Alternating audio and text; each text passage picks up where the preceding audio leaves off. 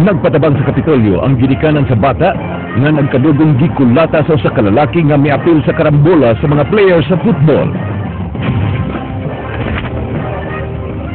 Mga mananagat gisikop tungod sa pagpanagat gamit ang pukot nga gagmay ug mata. Mga tulisan nakuhaan sa security camera sa akto nga pagpanulis. Lalaki nga magdala unta og duha ka dalaga gikan sa Bohol ngadto sa Zambales nadakpan. Sulog miulbo sa dakbayan sa Mandawi karong hapon.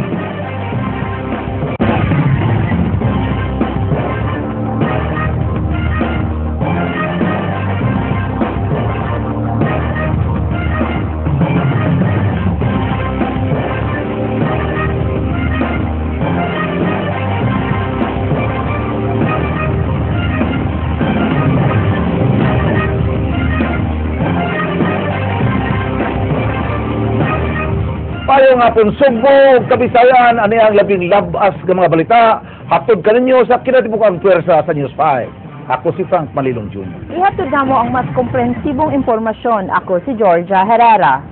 Nagtinubagay ang sunog karong hapon, o ining mga orasa, padayon pang gitubag sa kabumbiruhan sa dakbayan ang sunog nga miulbo sa barangay Luega, San Miguel. Nadugay ang pagtubag sa maong sunog tungod sa sunog sab nga girespondihan sa barangay Kasuntingan sa dakbayan sa Mandawi.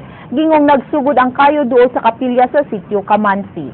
Samtang kagalina, pasado alas 2 hapon, hingpit ginaog daw ang duha ka surplus shops nga na sa Maidan Herdan Cortez, barangay Kasuntingan, Mandawi City. Dulan usa ka oras ang nagikaon sa kayo ang two-way o Carbis surplus shop, partially burned sab ang Pampas Grill. Milanat og dulan 30 minutos una makapasirit og tubig ang kabomberuhan.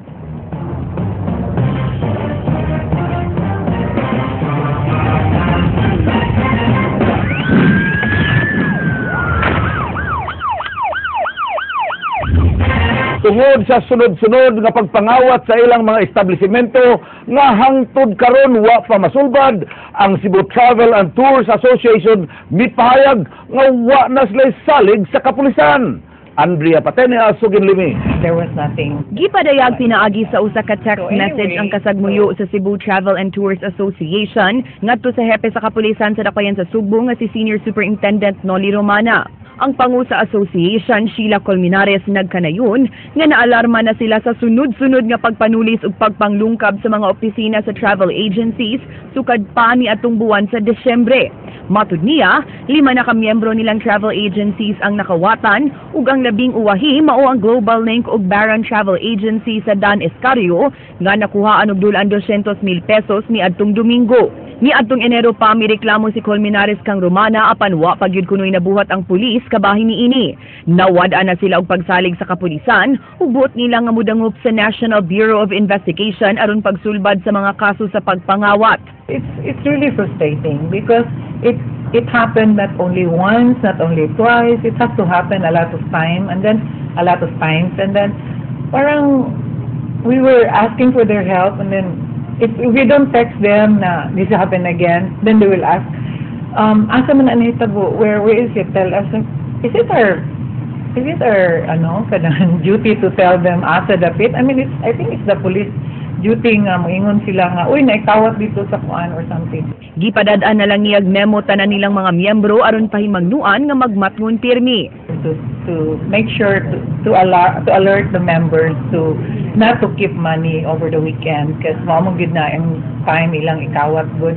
Matod sa hepe sa Cebu City Intelligence Branch Chief Inspector Romeo Santander, mga local boys ra ang responsable sa maong pagpangawat ug target yun nila ang mga establisamento nga huyang ang seguridad.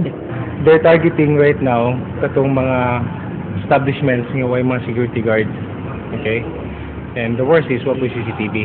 Si Police Regional Office 7 Director Danilo Constantino miingon nga wa siya'y problema kung mudangop sa NBI ang CTTA apan iyang gipasabot nga ang kapulisan mao ang lead agency sa crime prevention. Crime prevention is primary concern of the PNP. Pagdating sa investigation, wala kaming problema pagka sinabi nila na lalapit sila sa NBI, magpapatulong sa investigation. Kasi yung working relationship naman ng PNP at saka ng NBI, maganda. Gitawag na sab niya ang atensyon ni Romana aron pagsulbad ning maong problema ug gipaandam na niya ang memo nga ipadangat to sa tanang provincial ug city director sa Region 7 nga tag-as og crime rate. Ay mangno karon sa kapulisan ngadto sa mga tigduma ug mga establisamento, hilabi na kadtong mga naglambigit og dagkong kantidad nga kwarta sama sa travel agencies ug mga financial establishments nga maningkamot sab sa pagpahigayon og ilang kaugalingong security measures sama sa pagmuntar og mga CCTV cameras ug pag-hire og mga security guards. Of course, hindi naman nila pwedeng iasa lahat sa PNP. Kung meron silang kayang gawin para maiwasan yung mga nakawan, then sana naman kahit paano, kung within their own means kaya nila, tulungan naman din nila yung PNP. Andrea Patenia, News 5. Nakuhaan sa CCTV camera ang nahitabong pagpanulis sa duha ka armadong lalaki sa usa ka internet cafe ganin ang kadlawon sa may barangay Talamban, Dakbayan sa Subo. Gawa sa nakuang kita sa mga internetan, gikuha sab ang mga butang sa tulo ka mga customers nini. Ray pasaporte so ginlimi.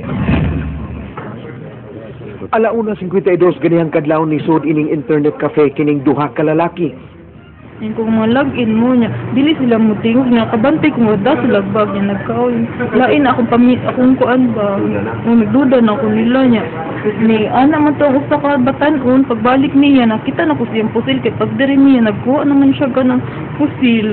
Yan mo to, ni dagan ko, kalit dito ni Ani, itawag na ako ang akong guard, kay dito man ang akong guard. Gidulog una sa usa ka tulisan kining customer ug gipahapa samtang kining tulo gitawag sa laing tulisan. Naglinya kining tulo ka customer human man dui nga ihatag ang ilang mga butang. Gipahapa sab ang gwardiya sa maong internetan. Gimanduan sab sa tulisan ang attendant sa internet cafe nga ihatag ang iyang kita. Ug samtang nagtion sa armas, nagsigi kinig hangad nga daw gipangita ang security camera. Base sa na-record sa CCTV, milanat og 3 ka minutos ang pagpanulis. Sa 11 ka customers, 3 ang nabiktima sa tulis. Sa balisa ko ang kaha kay mga 2,000 na ron. Then sa naapil ang halingda sa kantin. Lalo kalihok sir kay gituunan man ko. Saan paglihok kay kulbaan ang pugo sir. Tiwan ang dalunggan. Kataguan naman ako sir. Matod sa kapulisan sa Talamban nga sila ray gibantayan sa mga tulisan kay nagrubing pa sila ni anang alauna. Ikaduha na ning higayon nga gitulis ang maong internetan. Una ni adtong miaging tuig. Sa pagkakarong zero pa kay nagpaabot po sad mi atong kuha sa ilang CCTV nga among pangayoon ba para makahatag og lead na mo para i-follow up na mo sa kaso. Ray pasaporte. News 5. Atol sa gipahigayong operasyon sa mga sakop sa Regional Special Operations Group kon RSOG 7 kagabi, ilang nadakpan ng usa ka tomboy nga nagdala og armas ug shabu samtang ang mga sakop sa City Intelligence Branch nakasikop og duha ka tawo nga dunay mga armas ug kaang nga dunay gitanom nga marijuana. Madin Sabang, Sugin Limi. Mipahigayon og intelligence gathering sa sudlunon nga bahin sa Barangay Calamba ang mga sakop sa Regional Special Operations Group kon RSOG ug ilang natayningan ug naaktuhan ang tomboy nga si Arlet Sintos nga naghupot og 38 revolver nga dunay 3 ka bala. Dihang ila kining girekisa, nakuha nila kining shabu sa iyang short pants. Gihimakak sa dinakpan nga iya ang mga nakuhang ebidensya ug mibutyag nga giplantiran siya sa mga pulis.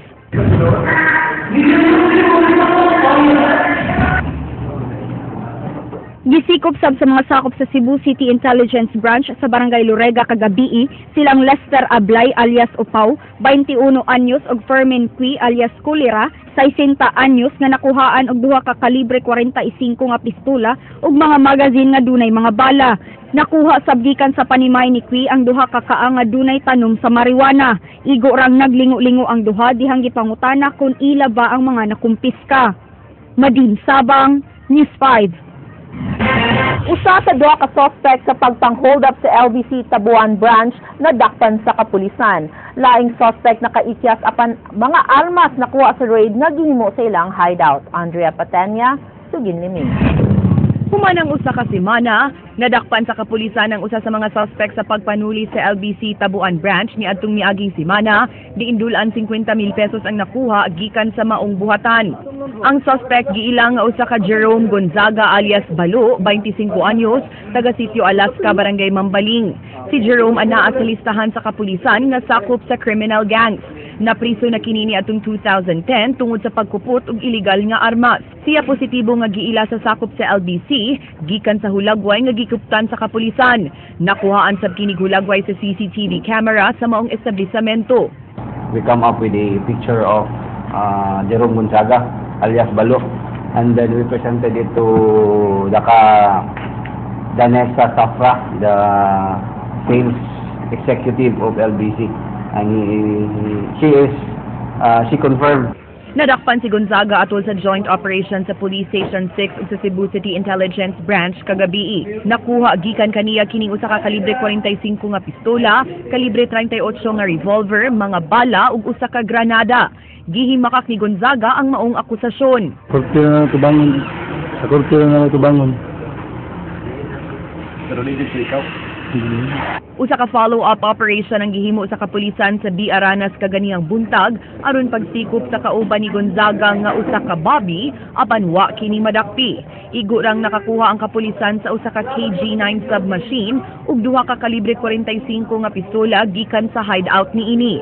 Matod sa kapulisan, di ulampos ang ilang operasyon kung way pagtabang sa mga opisyales sa barangay. Sila lang kinatanawan lang ako, may informant ako na lang mo na sila nga mga klase ng tao ng mga gang. We are urging the barangay officials of the different barangays here in Cebu City na ang katungtanan mga establishment within their area of jurisdiction among i-encourage, among i-rally, na they should also put up their own security measures like CCTV. Mato di Superintendent Carmelo Dayon, Deputy Director for Operations sa CCPO, bisan sa mga pagsaway nga ilang nadawat nga wa sila'y nahimo, ang nagmalampuson nga operasyon nagpamatuod nga nagtinarong sila sa ilang katungdanan. Even for the past days and past weeks, medyo namalayan atong office by other media outlets na CCPO has not been doing anything about this series of hits and robbery incidents. But we remain steadfast in our campaign against criminality, together with the participation of the community, especially in the level of the barangay leaders and their constituents. So, we have voluminous firearms in our front to show how deadly and how determined these criminals are. Andrea Patenia, News 5.